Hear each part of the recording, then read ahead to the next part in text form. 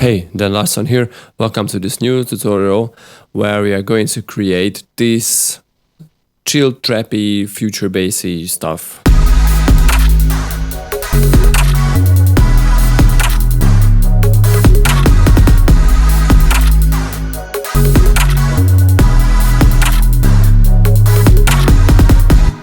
Okay, so probably this will take more than one video because there are tons of stuff here. I synthesized every hit, every kick, all of the hi-hats and stuff, and the snare also. So let's go through all the tracks. This is an arpeggiato Tom stuff, which contains 2 layers. This is one layer, and this is the other. So altogether, they sound pretty nice. We have a Rhodes-like layer coming from Serum.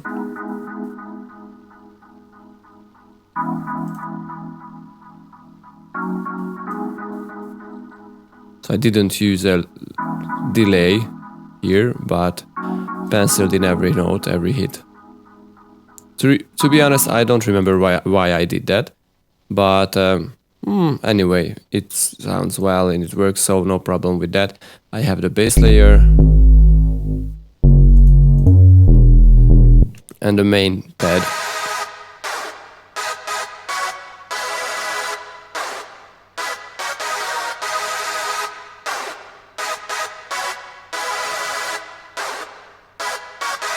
My main tool in this little song was Operator. I used Serum too, but Operator was the main stuff what I used to create the drums and, well, basically all the instruments.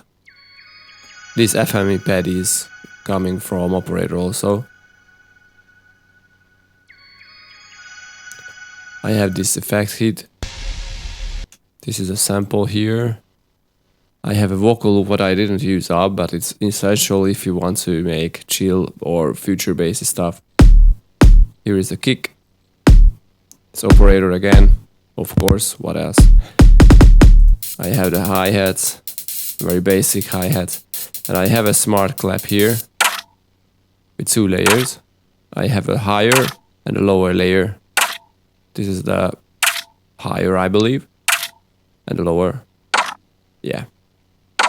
I think I only use, I think the difference is only this frequency shifter here. But we'll go through all this stuff too. I have a piano layer, which is really a piano, I only filter them.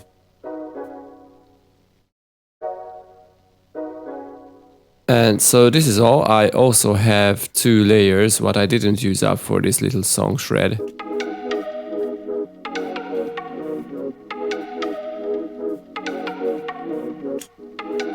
But they are also here. I don't know what this delay plug here is. Okay, boring stuff. Okay, so I think let's start with the main pad here, this Operator pad.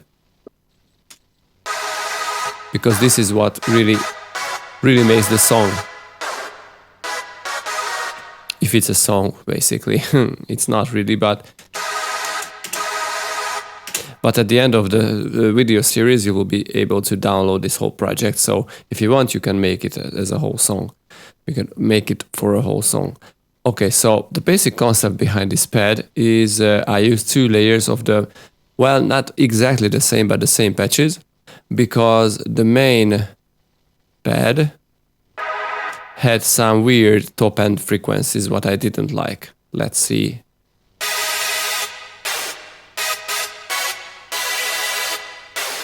It's a little weird for me, too metallic, and I wanted the sound, I wanted the pad to be more organic than metallic. So the pad itself is not really, it's not the big stuff. I used a saw wave on 4 cores. I didn't use Operator B, plus I had another operator or another oscillator, this time with a square wave on course 1. And I modulated all these 2, Operator A and C, using operator D, and that was a sine wave with very basic course 1 node detuning. And so this is an FME kind of stuff. I also filtered it out because, as I said, I didn't like its whole sounding, that metallic top end. And I also used the spread, which is, I'm sure you know, a unison. So I filtered out the top end, and I used a different layer to make another, you know, to make the top end a little more interesting. So this is the top end. It's more noisy than that metallic noise. It's more like white noisy. I like it more a lot. So I just used up operator B, which is course 1, and it is another saw wave. I use a little more FM because the chain is the same, you know, where I use A, B, and C with operator D. So I use more FM, so the whole sound turned out more white noisy. And I use the band pass filter to leave there only those white noisy stuff. And the frequency shifter was a big help for me in this, because as you can hear, it's not that high, but more. It's more fat. It's fatter, I mean, sorry. So with the frequency shifter pulled back to around -4 kilohertz, the whole noise is a lot fatter. It's not just zizzy sound, but more fat. Okay, so all together,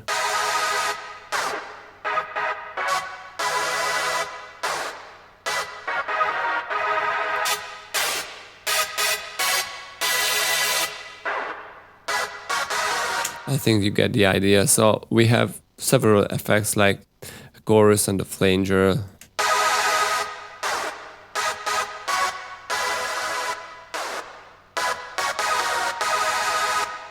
Makes them more organic. More voices. A lot more real life sounding. And I also cut out the low end because it has some weird middle basses, what I didn't like. And I didn't want the pad to collide with the bass and conflict with it. Some basic EQs on the middles. I don't know why this filter is here. I didn't even modulate the frequency, so we can get rid of it. And the reverb to make it more airy. And if you don't know, maybe you know how to use these devices. It's a lot easier for me to put a chord and a scale device and use only one note on the keyboard. So basically what it does, I have one note, G#2, and the chord device adds some more voices to it, some more notes. So G#2 plus 4 semitones plus 7 semitones. So this could create a cool chord. And this is the, what its name, I forget it, scale. So the scale device just determines what scale you want to have your chord on. And I set G sharp minor. So this will create a cool harmony when you play your notes on the keyboard. This is a big help for me in most of the cases. And with this operator chain and the effects, I think it's a nice, dreamy pad we created.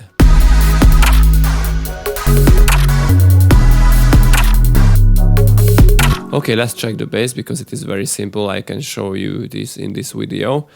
It is only a square wave, so forget all these operators because I use this chain and I muted all the low operators, the low oscillators. So basically only this square wave goes out. What I filtered here, let me mute all these effects.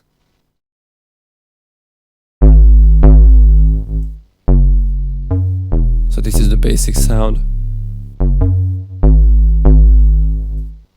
where I used this EQ8 on mid per side mode, because as you can see I use a spread, which is a unison, but in basses you don't want to use unison Well, not on basic settings, because you want your bass sound, your very low end mono.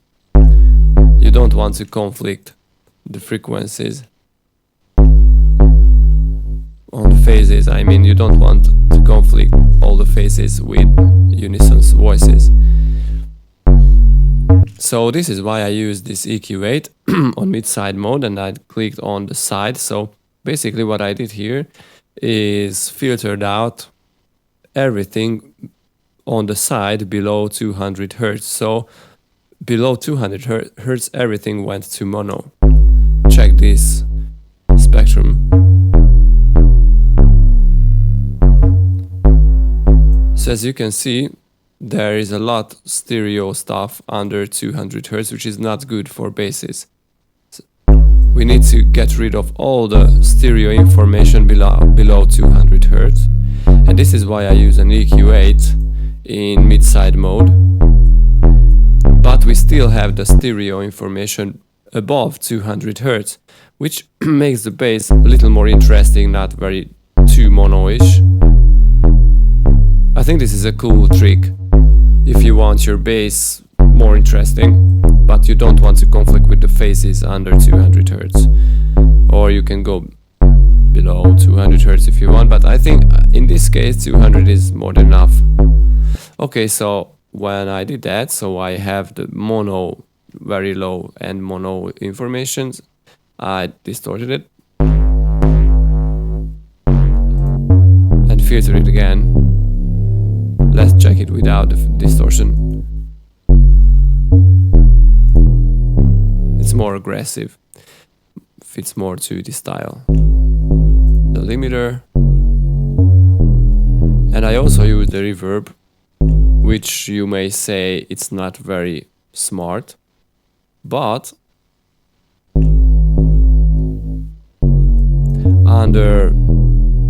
I would say under 200 Hertz again, it's still mono, because I cut out all the lows on the input processing, and the diffusion I also cut out everything. Well, around 300 Hertz, so it should not conflict with the phases again. As you can see, it adds nothing to those very low end. So it's a simple bass, to be honest. It really you can really tell it that it's a simple square wave, but with all this processing, it makes, well, we can make the bass more interesting.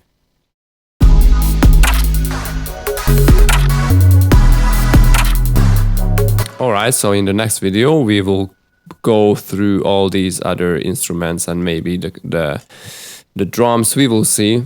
But for this week, I think this is enough. And in the next video, I hope you will be here and we can analyze this little stuff together. So see you next time, weeks. Bye bye.